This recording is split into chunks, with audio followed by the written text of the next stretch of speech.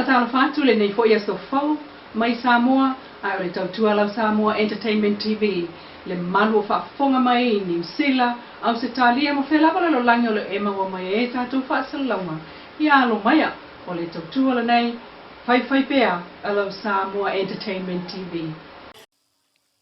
E toe foia il fa amsinonga ile so aso lua sulfito yunilu o lua lima lo ia le tu o leo leo ma le tu te te. O le mta upu o lo moli ai le taitai o le fa sala o le mali e topla tai vao Malaysia na sui fa o le palota fe pulea i fa savalu. O le ngali ia si vai kepi ma Samuel sua o le li leo leo fa te ia li o fa tamulama awava ma le tamaitai tu stala ia Lise Schmidt. Ina ua tatalai i tua el whaamsinonga le tamaitai o Marie ua silia ma le tausanga talu o na nonofo ma tamaitai leo leo e toalua e pe ona ia tau le whaamsinonga. O le whaasau loto ai o Marie mai le vainga leo leo na tupu ina ua poloa ia el whaamsinonga le ava ese mai lima o leo leo i le aso mua lava na tūla iai e whaila na mōli mau le vai aso taluai. O Marie le mōli maulo na valua leo leo le vai aso lo na tolu o le mta upu lima vai aso lea na atofa iai mōli mau e fitu sfulu ono leo leo. Pei tai o Marie leisi o mōli mau au tua leitua leo leo. Whaasanga ia Samuelu malana mōli mau. Sala iai whaatasi ma Marie vaitele. Ile awala lea na lawe ai tu au maletino. Ile a fiafio lea solua sfulu o perila lu o lua tasi.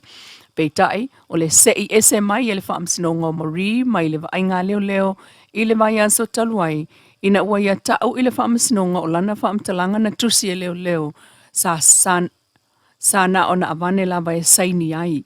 O le whaamtalanga le na Natalia e Marie e sa o le lei ua wha popo e leo leo wha upunga e nate Leilua se mea e le i ma Samuelu. Wha atrusa ilana ulua i whaamtalanga o le sosu engan taitaia e li o wha atau malama. O le whai ungo le vai aso lea na wa ese mai ail te mai tai o Marie mai le no fuanga lea sa pasi el whaamsinonga mō lona saonga le mū. Pei tai, ua sa loto ai nei, e toe fo i atu i le motu tele i sa la whai. Ai mo le so la vai el whaamsinonga wha aitu malo e toe feilo i ailo i aitu e lua. Le fionga tai malangi le inafo mo le itua leo leo, ma le vasenga o KC mai New Zealand, Catherine Marijan, ai o le sunga Miro Lui, ma pusua Tania to iloa, mo le itu te te.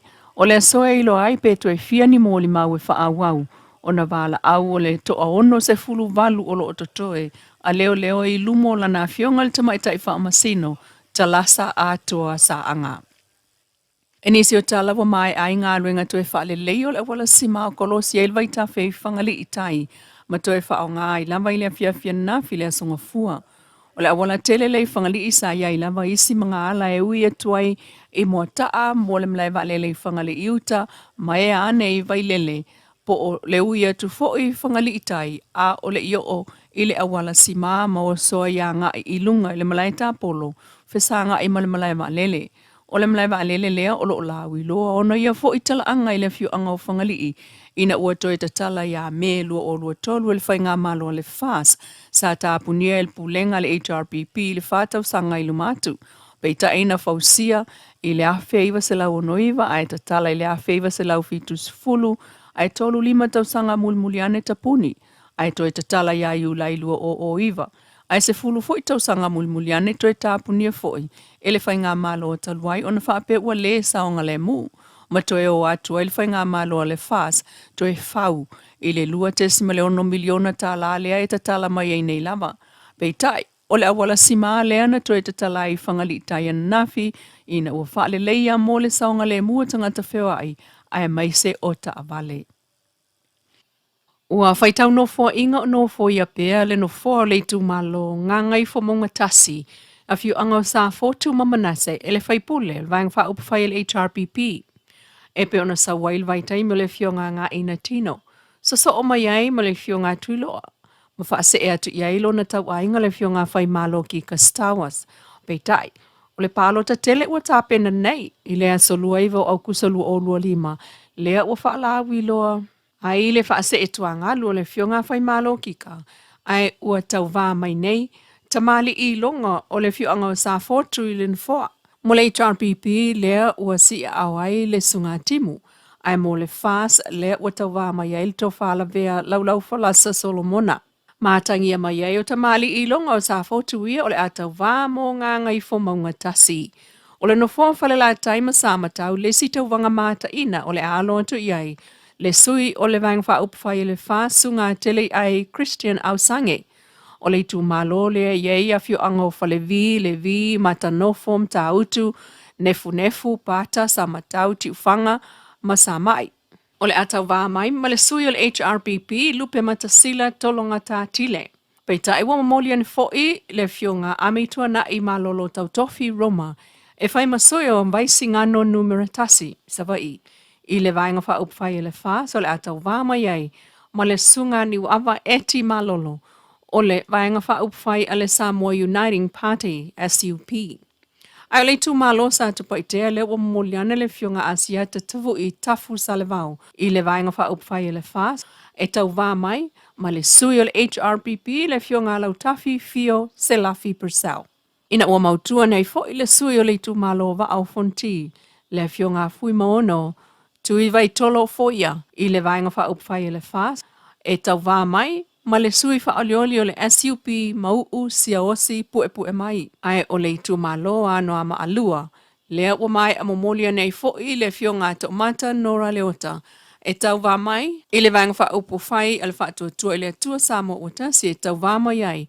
Ma le sui o le HRPP le fionga fonto e nua fasili piela wafo. Le sunga wa au sa lua lo fipo o sale aula I le vanga wha upu whai le fas. Le ua tula I mai e tau wā ma le sui. O le Samoa Uniting Party tuala Iosefo Bonifacio. O nganga e maunga numeratasi e au fiai sa malai ulu patamea maunga masale aula. O lo tala pea vanoa le ofisa palota mo le listalo suafa, mai le iwa, I le valu I le po, ma le falta alo numeratasi il malai falata, ai o le tate I songi, ma le ofisa palota I sale longa. E na ole vai yaso le ua wha amatu umayai, nei ele official komsina o whainga palota I mulinu ue listala tuai, suafo sui whatutu mo le palota telo au kusa lua iwalu o lua lima. E tu sai mal fai ungal fa msinonga mawalunga o Samoa mo le komsina o whainga palota. E tu sai mal vainga fa lima o le tulafono o whainga palota lua o te siva. Wa to faila sunga fua aso fito yu Leilua o lua lima. E amatai ona le stala sui whatu mo le palota tele. Mato e tapuni ai le awa uli o le stona isfulua yu Leilua o lua lima. Aso le stala o sui whatu aso ngafua fito yu lai, ila sfraile sutaso yu lai. Mai le valu le tai au, ile lima ile fiafi. Aso to nai se fululua yu lai, mai le valu le tai au, ile se fululua ile awa uli. Mafala wa itele alo ia mayai ele fiongal komsina o le ofisa fai ngā palota. So ngā tole a foa tui felolo, John Stanley.